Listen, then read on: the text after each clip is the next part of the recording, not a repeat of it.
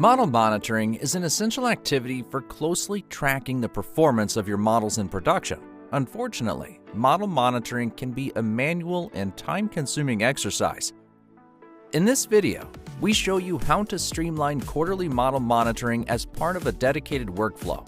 As part of our quarterly PD model monitoring, a new workflow has been automatically generated in response to the arrival of the latest data.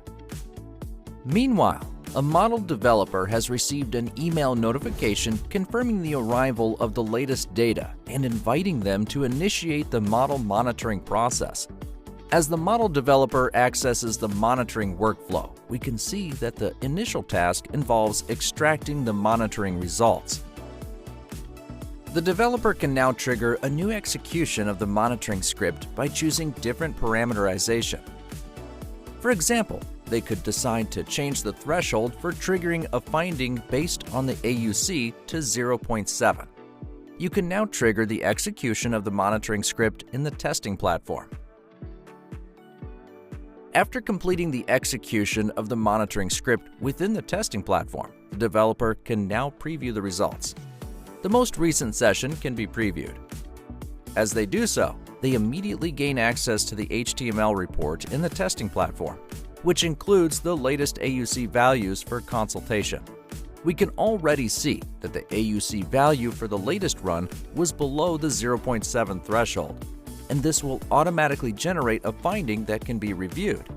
The model developer can now select the latest results and return to the workflow to review and resolve monitoring findings.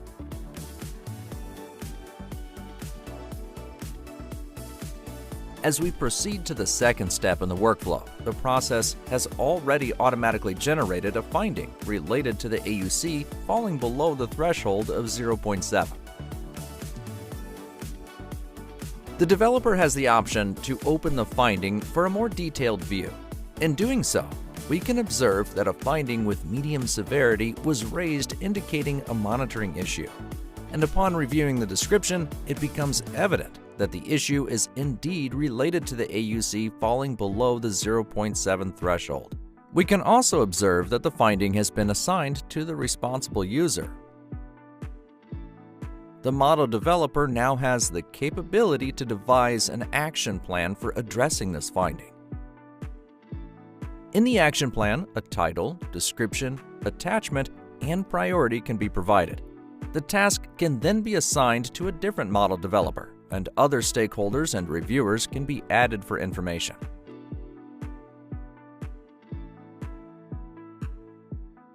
We can now submit the action plan.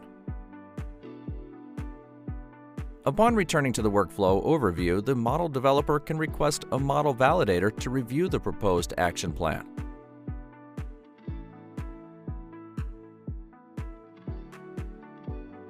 Now the process has returned to model validation to complete the monitoring cycle.